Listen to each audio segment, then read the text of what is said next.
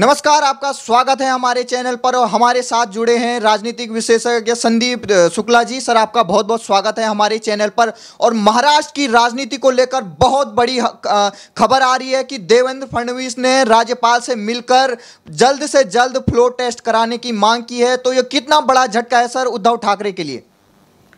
देखिए, निश्चित तौर पर एक बड़ा झटका है, लेकिन उद्धव जी को झटके पे झटके लग रहे हैं। पहला झटका लगा कि उनके विधायक यहाँ से सूरत चले गए, दूसरा झटका लगा कि वहाँ से वो गुवाहाटी चले गए। पहले विधायकों की संख्या जो है करीब 28 से 30 थी, उसके बाद विधायकों की संख्या लगभग अब 40 हो गई है। तो झटके पे झटके लग रहे हैं। और उसके बाद विधायकों ने जो बात कही है, विधायक साफ तौर पर कह रहे हैं कि वो कांग्रेस एनसीपी के साथ जो है नहीं रहना चाहते हैं गठबंधन में। तो निश्चित तौर पर उन्होंने सरकार को चुनौती दी है, वो सरकार के समर्थन में नहीं है, ऐसा भारतीय जनता पार्टी मानती है। और इसीलिए जो है आज देवेंद्र फडणवीस जी वो सामने आए हैं, वो राज्यपाल से मिले हैं। राज्यपाल से मिलकर चूँकि सरकार ये सिद्ध हो रहा है कि शिंदे गुट जो है इसका विरोध कर रहा है, और शिंदे गुट अगर विरोध कर रहा है तो ऐसे में निश्चित तौर पर जो संख्या है सरकार बनाने के लिए वो पर्याप्त नहीं है उनके पास। और अगर उनके पास पर्याप्त संख्या नहीं है तो उनको फ्लोर टेस्ट देना होगा। और इसीलिए आज भारतीय जनता पार्टी के वरिष्ठ नेता महाराष्ट्र के विधानसभा में जो है अपोजिशन लीडर पूर्व मुख्यमंत्री देवेंद्र फडणवीस जी आज राज्यपाल से मिले हैं।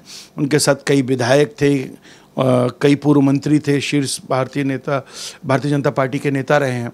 उन्होंने मुलाकात की है और मुलाकात करके उन्हें एक लेटर दिया है कि शिवसेना, एनसीपी और कांग्रेस की सरकार, महाविकास आघाड़ी सरकार जो है वो बहुमत सिद्ध करे सदन में, और 30 जून तक जो है बहुमत सिद्ध करने का समय दिया गया है। तो निश्चित तौर पर उद्धव जी के लिए ये एक बड़ा झटका है। और उद्धव जी ही नहीं, चूँकि आज आपने देखा होगा महाराष्ट्र की राजनीति में जो उद्धव जी, जो उनके जो प्रवक्ता हैं संजय राउत जी, या उनके बेटे मंत्री हैं महाराष्ट्र में आदित्य ठाकरे जी, वो लगातार जो है अब तक धमकियों की बात कर रहे थे। लेकिन आज उद्धव जी का जो है वो काफ़ी शांति भरा जो है, एक तरह से कहा जाए कि बहुत ही भावुक उनका स्टेटमेंट रहा है। और भावुक स्टेटमेंट के ज़रिए कि मैं कुटुंब प्रमुख हूँ, आपको आना चाहिए, आपकी होना चाहिए। लेकिन उस बात को भी एक नाथ शिंदे जी की तरफ से नकार दिया गया। उन्होंने कहा कि आप कुटुंब प्रमुख थे माना, लेकिन आपके ही इसमें आपके ही एक प्रवक्ता हैं, संजय राउत का नाम लेकर उन्होंने कहा, वो कहते हैं कि इनका मृत शरीर आएगा, डेड बॉडी आएगी और इनको सड़कों पे देख लिया जाएगा। उनके बेटे उन्हें धमकी दे रहे हैं। शिवसैनिकों ने जिस तरीके से तोड़ फोड़ या जिस तरीके का जो विरोध किया था, उन्होंने वो सब दिखाते हुए उन्होंने कहा कि कहीं भी वो एक तरफ भावुकता और दूसरी तरफ ये रुख, तो निश्चित तौर पर माना जाएगा कि वो विधायक जो है पूरी तरह से मन बना चुके हैं कि महाविकास आघाड़ी से वो अपना समर्थन हटा रहे हैं। चूँकि उनके मन में साफ है, वो शिवसेना से नहीं हट रहे हैं, शिवसेना में बने रहना चाहते हैं, लेकिन सरकार के साथ नहीं है।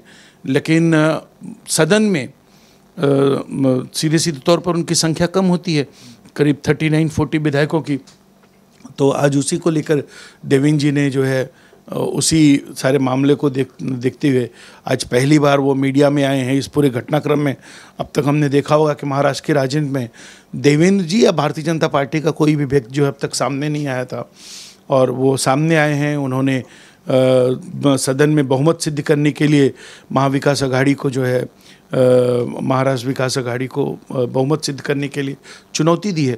और निश्चित तौर पर ये उद्धव ठाकरे और शिवसेना, एनसीपी और कांग्रेस के लिए जो है बहुत बड़ी चुनौती साबित होगी। विधायक यहाँ है नहीं और उन्हें बहुमत सिद्ध करना है, तो निश्चित तौर पर एक जो है पूरी की पूरी एनडीए सरकार एक बड़ा चुनौती माना जाएगा। जिस तरीके से लगातार संजय राउत हो, आदित्य ठाकरे हो और उद्धव ठाकरे अब तक चेतावनियां दे रहे थे, लेकिन आज उनका रुख भी नरम हो जाता है और वहीं दूसरी तरफ संजय राउत को दूसरा ईडी का नोटिस मिल जाता है। तो ये कितना बड़ा झटका है खुद संजय राउत के लिए कि जो ईडी के लगातार शिकंजे में आते जा रहे हैं। देखिए, संजय राउत ईडी की पहली नोटिस नहीं है। इससे पहले इन्फोर्समेंट डायरेक्टरेट की जो नोटिस रही है उनको एक मामले में जो है गलत ट्रांजैक्शन से पैसा लेने का मामला था, उनकी पत्नी के अकाउंट में पैसे आए, उस मामले को नोटिस मिली है। उसके बाद जो है अब जो उनको नई नोटिस मिली है वो एक पतरा वाला चाल है, जोगेश्वरी और गोरेगांव के बीच में जो है एक पतरा वाला चाल के नाम की एक सोसाइटी थी। उस झुग्गी झोपड़पट्टी को डेवलप करने के नाम पर वाधवा और दीवान ऐसे बिल्डरों को साथ में लेकर डेवलप करने की कोशिश की गई और उसकी एफएसआई और टीडीआर को जो है गलत तरीके से बेचने का मामला है। तो निश्चित तौर पर ये उनके लिए एक बड़ी चुनौती होगी, शिवसेना के लिए, या उनके जो चाणक्य माने जाते हैं, सो कॉल्ड चाणक्य हैं वैसे, जो चाणक्य माने जाते हैं संजय राउत जी के लिए, क्योंकि अब तक की जो स्थिति थी उसमें पैसे का ट्रांजैक्शन शायद बहुत कम था, लेकिन इस डील को कराने में जिसमें संजय राउत इन्वॉल्व हैं, उनके विधायक भाई सुनील राउत इन्वॉल्व हैं, बिल्डर इन्वॉल्व हैं, और उसमें बड़े पैमाने पर जो है पैसों का खेल हुआ है, फर्जीवाड़ा हुआ है, गलत तरीके से लेन देन हुई है, और कुछ भी सिर्फ कागजात पे पैसे की लेन देन हुई है, जिसमें चीज़ें जो है सिद्ध हो रही हैं।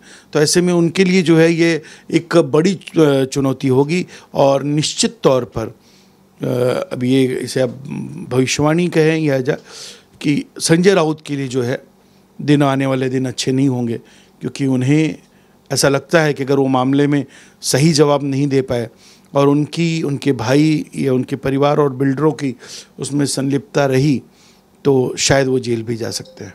माना जा रहा था कि उद्धव ठाकरे पहले भी इस्तीफा देना चाहते थे जब वो फेसबुक से लाइव जुड़े और महाराष्ट्र की जनता को उन्होंने संबोधित किया। वहीं जो शरद पवार जो राजनीति के चाणक्य कहे जाते हैं, उन्होंने उनको इस्तीफा देने से मना कर दिया। 2 बार उन्होंने माना जाता है कि उद्धव ठाकरे का इस्तीफा वापस ले लिया और कहा कि आप अडिग रहिए, हम आपके साथ हैं। तो ये बताइए सर, जो ये फ्लोर टेस्ट होने वाला है, कई लोग ये आशंका जता रहे हैं कि कोई बेइज्जती ना हो जाए, कि उनकी संख्या कम पड़ जाए, इससे पहले उद्धव ठाकरे भी खुद इस्तीफा दे सकते हैं। इसमें कितनी सच्चाई? देखिए, निश्चित तौर पर अब जब आपके पास सदन में संख्या नहीं है तो आपको जो है आपके लिए दिक्कत तो होगी। तो ऐसे में उद्धव जी के इस्तीफे की बात जहाँ तक है वो तो अब उनके पास उसके अलावा कोई चारा नहीं है। देखिए, उद्धव जी का इस्तीफा, अगर उद्धव जी की बातचीत, उनकी भावना, उनकी चीज़ों को समझा जाए तो उद्धव जी बहुत पहले इस्तीफा दे चुके थे। हमने देखा था कि महाराष्ट्र के मुख्यमंत्री का जो अपना बंगला होता है वर्षा, वहाँ से उद्धव जी निकले।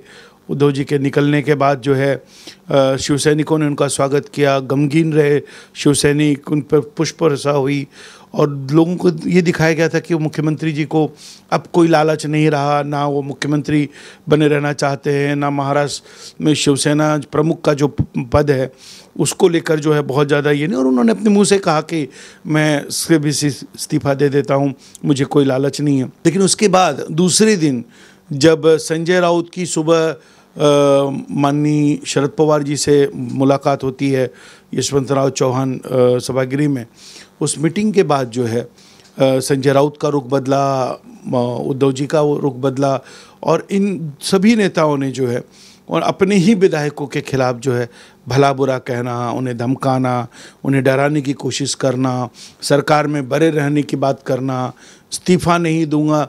मतलब उन्होंने कहा कि मेरे मन में लालच अब नहीं रही लेकिन जिद्द है। तो मतलब इसका मतलब पहले आपके मन में लालच थी और अब जिद्द के नाम पर जो है आप इस्तीफा नहीं दे रहे हो। लेकिन निश्चित तौर पर ये जो घटनाक्रम चला उसके बाद अगर हम देखें कि उनकी जो कैबिनेट की मीटिंग हुई या फिर जो मंत्रालय से जो कैबिनेट मीटिंग से पूर्व जो फंड अलॉटमेंट हुई हैं, काम धाम करने की कोशिश की गई है, तो वो अपने आप में एक बहुत बड़े स्केल पे की गई है। तो अपने आप में वो तो आगे जो सरकार आएगी उसके लिए चुनौती भरा काम होगा कि आखिर कितने बजट को उन्होंने अलॉट किया है, कहाँ एलोकेशन किया है, किस तरीके से जो है उसको जो है अब काम होना है।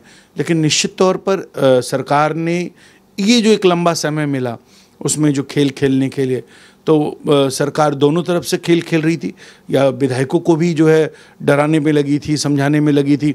लेकिन सुप्रीम कोर्ट के उस फटकार के बाद, चूँकि मुख्यमंत्री हैं आप, मुख्यमंत्री होने के बाद जो है आप किसी अपने ही विधायक को, अपने ही कार्यकर्ताओं को धमकाने की भरी भाषा में बात करें या फिर अपने ही कार्यकर्ताओं से जो है उन्हें जो है घर पे या सड़क पर देख लेने की बात कहें, तो निश्चित तौर पर जो है ये गलत था। सुप्रीम कोर्ट के आदेश के बाद माने या फिर उद्धव जी खुद जो है थक हार कर वो अपने लोगों को जो है आज जो भावनात्मक उन्होंने अपील की है, दोनों ही माने। लेकिन आज कहीं ना कहीं उनका के रुख में नरमी जरूर आई है, लेकिन स्थिति जो है अब इस सरकार के लिए महाराष्ट्र विकास आघाड़ी सरकार के लिए बहुत अच्छे नहीं होंगे।